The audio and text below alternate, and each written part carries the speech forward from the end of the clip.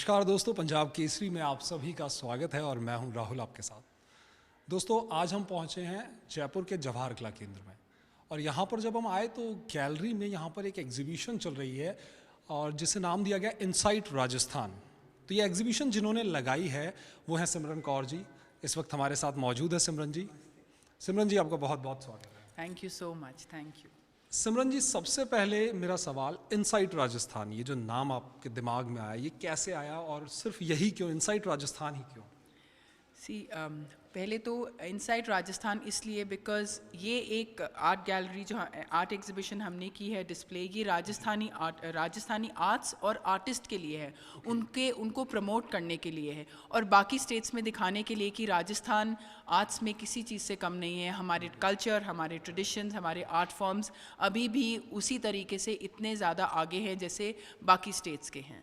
और ये national award winning artist हैं, स्टेट अवार्ड विनिंग आर्टिस्ट हैं, जिनके लिए मैं एक प्लेटफॉर्म भी सेट करना चाहती थी। और मैं इसकी शुरुआत राजस्थान से, जयपुर से इसलिए करना चाहती थी बिकॉज़ ये जयपुर की दी हुई शैलियाँ हैं, तो इनको अब मैं बाकी स्टेट्स जैसे बॉम्बे, हैदराबाद, बेंगलोर, चेन्नई और बाकी मेट्रो सिटीज़ में दिखाना चाहूँगी और बताना चाहूँगी कि हाँ, हमारे राजस्थान का क्राफ्ट तो है ही, ट्रेडिशंस तो है ही, लेकिन आर्ट भी कुछ कम नहीं है।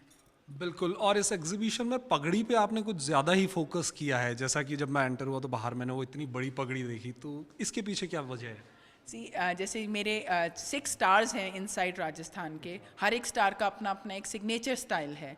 जैसे अगर मैं बात करती हूँ पहले दुर्गेश अथल, वो करते हैं काम रायकाज और रबाड़ीज ऑफ राजस्थान के ऊपर, जो एक ट्रेडिशन और कल्चर और जिन्होंने ये सारे बाकी आर्ट फॉर्म्स भी शुरू किए थे। रायकाज, रबाड़ीज उनके एंटरटेनमेंट के लिए ही फड़ शुरू हुआ, कवर शुरू हुआ, तो कहीं ना कहीं जो रूट है वो दुर्गेश अथल ने पकड़ा। तो उन्होंने वो रायकाज, रबाड़ीज के वो इमोशंस को कैप्चर करते हैं, उनके एडोर्नामेंट्स को कैप्चर करते हैं, हेडगियर्स को कैप्चर करते हैं।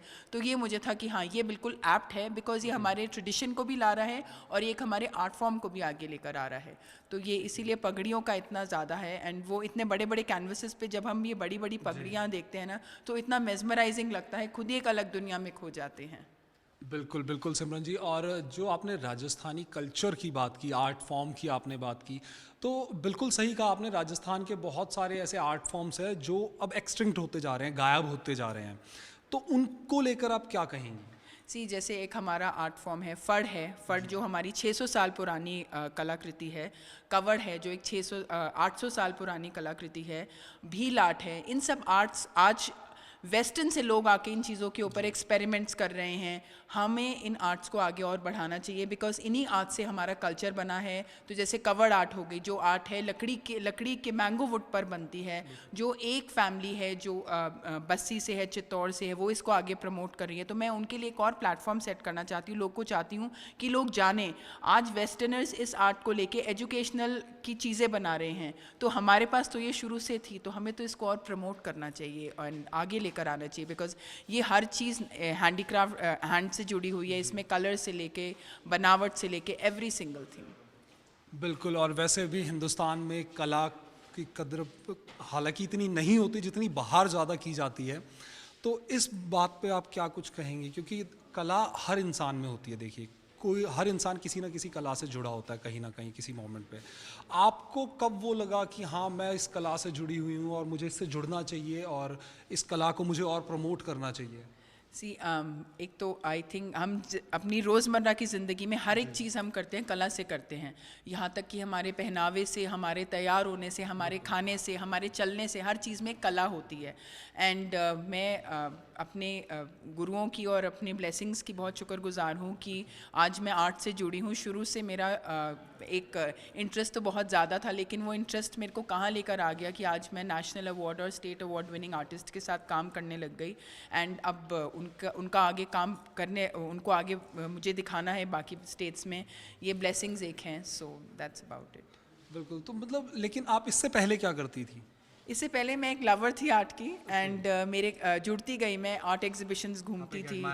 एडमायरर, ये जो मेरा एक प्रोफेशन शुरू हुआ है क्यूरेट करने का एंड आर्टिस्ट को प्रमोट करने का, जगह जगह इनके शोज़ करने का, ये एक मेरे पैशन से आया है। अब जैसे नेक्स्ट शो मेरा इंटरनेशनल शो है एक, तो यूएस में है वो, तो वहाँ पर भी मेरे को अपने इंडियन आर्टिस्ट को ही मैं प्रमोट करी। सो मेरा हमेशा यही रहेगा कि मेरे इंडियन आर्टिस्ट, बिकॉज को 2018 में मैं यूएस गई थी, तब मैं 50 गैलरीज में घूमी होंगी। एंड जब मैं गैलरीज में गई, मैंने किसी इंडियन आर्टिस्ट का नाम वहाँ नहीं देखा लिस्टेड। तो मुझे लगा कि हमारे इंडियन आर्टिस्ट किसी से कम नहीं है, बल्कि वो बहुत ही बेहतरीन काम करते हैं। बाकी आर्टिस्ट भी बहुत अच्छे हैं, लेकिन हमारे इंडियन आर्टिस्ट भी उसी स्टैंडर्ड के हैं। तब मेरे मन में आया कि नहीं, मुझे इनके लिए एक प्लेटफॉर्म सेट करना है। फिर आकर मैंने धीरे धीरे अपना शुरू किया काम।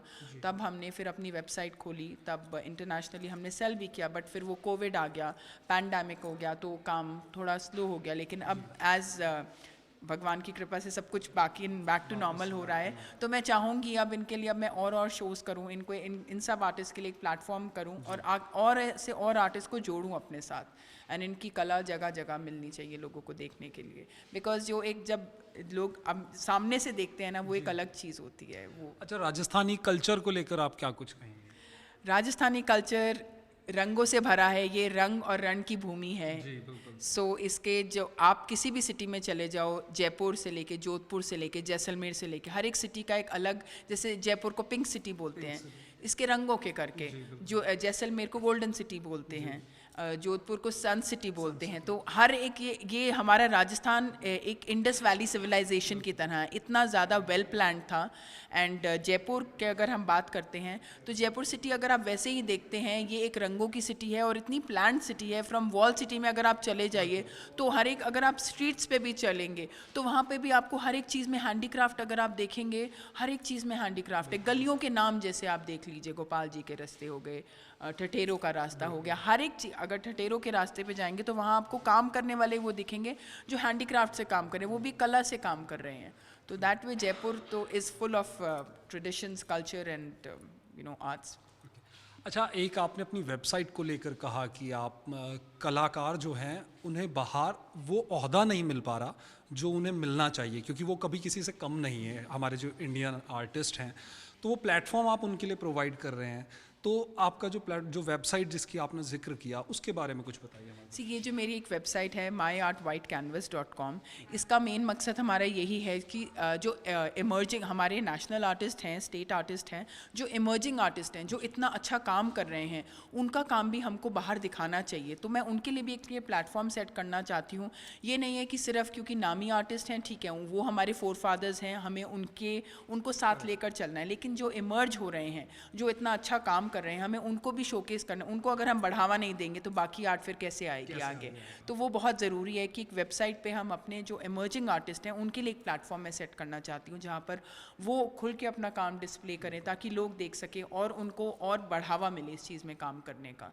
क्योंकि अगर आज मेरे एक आर्टिस्ट ने किसी चीज़ के साथ शुरू किया था, शुरू में डरते हैं लोग कि हम ऐसे एक्सपेरिमेंट करें या नहीं करें, बट जब तक हम उनको वो बढ़ावा नहीं देंगे कि हाँ ये करो, तो उनको वो प्लेटफॉर्म नहीं मिलेगा। जैसे दुर्गेश के साथ हमने ये फर्स्ट टाइम उसकी कलर सीरीज़ की है, और ये इतना अच्छा काम बन के आया है। मैंने हमेशा उसके साथ चारकोल किया था, हमने दिल्ली अपने लास्ट शो में चारकोल किया था उसका, लेकिन कलर में उसने बोला कि मैम करें कि नहीं, मैंने कहा नहीं करते हैं, जब तक हम एक्सपेरिमेंट नहीं करें। फियर फैक्टर तो वो कहीं ना कहीं हटाना पड़ेगा, तो वो हटाएंगे तभी ये लोग आगे। अब ये जो काम निकल के आया, आई थिंक उसका एक वन ऑफ द बेहतरीन काम है।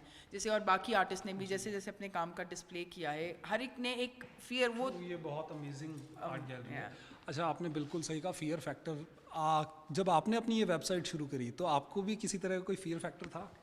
सी, मुझे लगता है जब तक रिस्क नहीं लेंगे तब तक कैसे होगा। और जब इतने आर्टिस्ट साथ जुड़े हैं तो अपने आप रास्ते खुलते जाएंगे। आज इतना ज़्यादा लेवल पे हमको वो मकाम नहीं मिलेगा, लेकिन अगली बारी तो मिलेगा। और इससे कितने रास्ते खुलते जाएंगे, कितने दरवाजे खुलते जाएंगे, वो मुझे नहीं पता। लेकिन हाँ, बस मेरा ये है कि काम करते जाओ, अपने आप आगे बढ़ते जाएंगे। देखिए रिजल्ट क्या निकलता है, लेकिन एक राइट ट्रैक पकड़ना बहुत ज़रूरी होता है, जो आपने पकड़ा है। और इंडियन आर्टिस्ट को आप जिस मुकाम पर ले जा रही हैं वो भी काबिल तारीफ़ है।